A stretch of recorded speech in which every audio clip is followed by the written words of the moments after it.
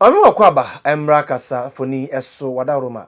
Subscribe to a YouTube channel like na fisa share my from awo titiri ene bente na ene Paul Adom Okyere wabo hu pa trase ade bia ten shock ebra ye rakene dia compre ko Agyapong ne kasamafo eye wura Kwasi Kwarteng ekokọ pie mu ewo Good Evening Ghana ewo Metro TV so nde wo to kosan ede ma ne busa ne se wo manfo trase kene dia compre ko Agyapong tribal politics na ede na ebema na ye sa na ede na de ba ye na ede na kofa ba ye na ekeka Kwasi hin eno na ye wura Kwasi Kwarteng trese ensem o mo kani na propaganda eye ne kure na mom so manfo ebe ka ye wono mom ena wo mo ede tribal politics no wo mo ede foforo no ya wo kodina northern region ekaka se wo manfo wo mo eka se Kennedy akompre ko Agyapong wo to abama na ono fa wo mo ensi kuro mu ni ade no eno ena ma ono nso ka se ne sesa na ete de ne ono nso ba Ashanti region anasa central region ono nso betimi aka atra no nkofo so wo mo nso hwe na wo mo anto aba eba de sa ebe ye ntokwa enti no ono mom ena wo mo ede ye na wo trese wo mpesa ebusua aha Storm TV Ghana. The reason why you are here is that Kennedy Agyapong, the candidate, is accused of delving into tribal politics. There's a video where he talks about he being something about Akan people, something like that. What happened? I mean, contrary to it, he has been a victim of this tribal politics. Unfortunately, there are some other people who benefit from it. It just so happens that after benefiting from it, they play the Wall Street game, play the victim role, and Ken, of course, appears to be like, I mean, somebody who is propagating. It's just like what we see. I mean, if you go to America, for instance, there are some genuine instances where somebody may have committed a wrong thing, but they hide under the umbrella of racism and want to justify it. So Ken is rather suffering and has been a victim of the political abuses, whilst unfortunately and to the contrary, we have other candidates who are enjoying from same. But these are the facts. The facts are that just yesterday, when he met some delegates in the Eastern region, he reinforced and reiterated and of course raised a concern. And that concern, Paul, had to do with the unprecedented levels of tribal intimidation that is happening in certain parts of the north.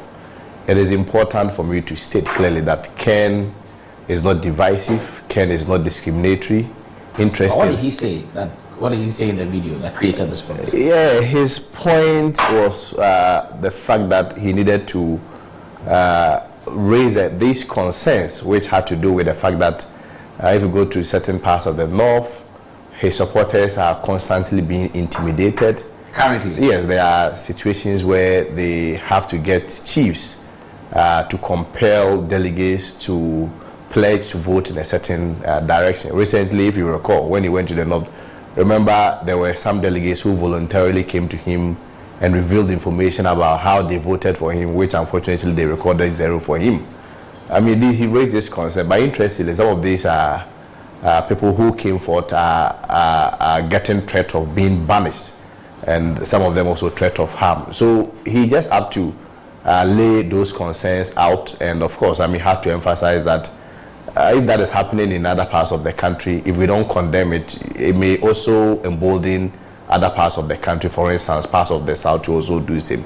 And I think, unfortunately, some of the media reportage misrepresented it. I don't want to repeat the name of the media house on your platform, but they misrepresented it and presented a certain outlook that suggests that Ken is asking all accounts to vote against minority group. I mean, there is no way he would do that. Look at minority rule. Minority group. Minority group. Yeah, minority. The groupings. I mean, the other ethnic groups. And we believe in the honest, fair, and of course inclusive policies. But what we also resist vehemently is any attempt to also blackmail us on any religious or tribal lines, because the record has is clear, and the history is also there, that there have been candidates, they moved to their home regions, engage in all manner of tribal and identity politics. I personally do not believe there is anything wrong with identity or, let's say, home advantage. I don't believe there is anything wrong with that. But from here, so yeah, vote from here. But when you propagate that and then play the ostrich game and then appear victim when you move to the other your opponent's home region. That is where I feel it marks some form of hypocrisy and ought to be condemned. So, Paul, the emphasis has to be made on your show that Ken is not divisive. His recent company, the rubber company, employs 360 people. Interestingly, 300 of them are all from the northern part of the country. The rubber company in the northern region? No, it's in Greater Accra here, Tema. It's in Tema here. But interestingly, it employs about 300 northerners out of the 360 people that currently works there. So the point have to be made very strongly, refuting the claims and those reports that were misleading and deliberately misrepresented to create an impression as though Ken does not like Northerners. And interestingly, this thing only resurfaces anytime you are going to have election, where it's almost being used as a tool, being weaponized also by some politicians to create an impression that other group, other tribal group do not like the other. We dissociate ourselves from such campaign. But of course, like I indicated, we also not allow anyone to blackmail us into silence when it comes to religious lines. If chiefs are being compelled to call delegates, to ask them or force them to vote in a certain direction, and also there are also delegates that has been threatened against harm, and of course there are also threat of banishment, all on the basis that they support Ken. I'm not sure if you're a leader, you just leave it hanging. Obviously, you condemn him and also ask for inclusivity and of course some political how is the campaign going though? Where is Ken these days? Campaign is so well. Ken as at now is on his 11th region, which happens to be the eastern region. Just yesterday in the evening he took a break, has to embark on some few personal rounds, and hopefully in the next 2 days he will also proceed. But of course our message is really going on well. Our message has been simple. In 3 phases, I would say it's premised on jobs, yes, and that's what he's preaching. Especially, you recall, Paul, yesterday, the unfortunate incident that happened where young people had to lose their lives in their search of jobs. Of course, Ken is not promising to come and solve every problem in the country, but within the first 4 years that any person will have as a president, with the right environment, empowering the private sector, and of course, taking those bold initiatives and bold decisions, I am very confident that we'll be able to reduce unemployment and create decent jobs for our people. Not only decent jobs, but also even those who are working, who are underpaid. The Ken's principle is that when the economy boosts, which of course there are a lot of job creation, people's salary also going to be affected, and people are also going to live the decent life, so that the American dream that people are living in America, the UK dream that people are living, we can also live the Ghanaian dream. Which is the Ghanaian dream, which is that you will have a job. You have a decent life. Exactly. Job. Decent life, of course. Decent life will mean that you at least have a means of livelihood. So that, Paul, if you want to rent a beautiful place, you should be able to. If you want to change your car, or if you want to have access to car, especially after working for a reasonable period of time, say 5 years, 6 years, this should be basic. And it's also basic in other jurisdictions, other countries. There is a global trend, and especially when it comes to our jurisdiction, it's on the rise, where a lot of young graduates have to pretend as though they want to pursue further studies. Most of them, recently I was in Canada, most of the students that go to Canada and other jurisdictions, most of them do not even go to school. They just end up driving Uber and engaging in other menial jobs, all because in their home country they are unable to live very decent life and the Ghanaian dream. So Ken is of the view that when you name unemployment to the barest minimum, at least the decency that is associated with the human life and of course the dignity that we all deserve, we should be able to get it as God's children. That's interesting. There's a narrative that this MPP race may be too tight. Is it true? I beg to differ. Of course, I respect those views. For me, especially from where I'm coming from, is a feedback to us to ensure that we really work hard.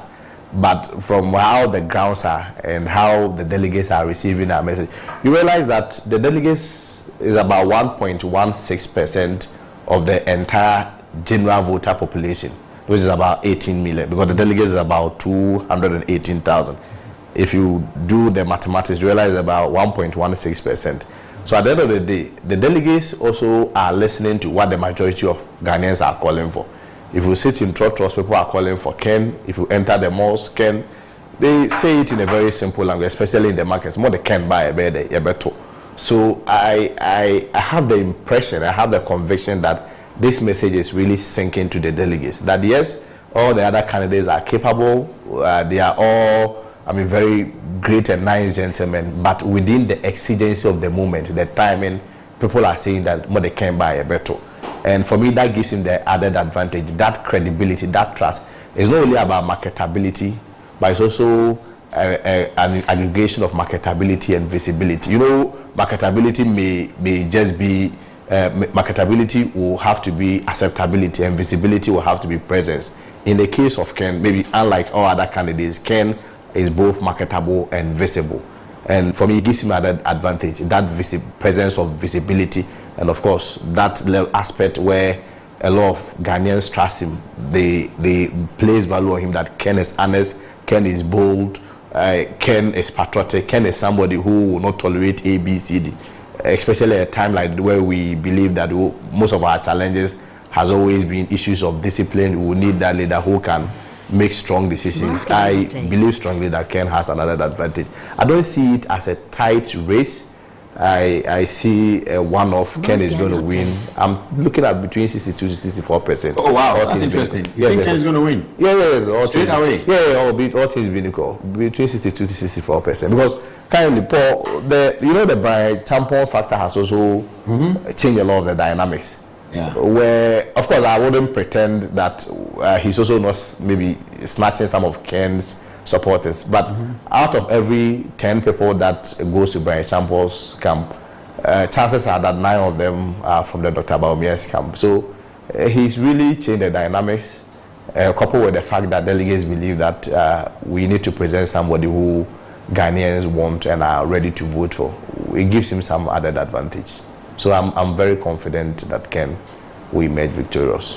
Anya ekotie ye wura Kwasi Kwarteng ebra okopie mu ewo Paul Adom Okyere ne dwumedie so a yato de good evening Ghana eho enna wode nsemu yi ekotu dwa wafekere ne 32 ya kan okora de akere omanfo se wo panipa wo ye tribal politics ya ne kan dia compare ko Agyapong enye wono a na mum ye wo eye eno nti omanfo no ehwe na wo enyi Kennedy edin emfamfiri wonanum.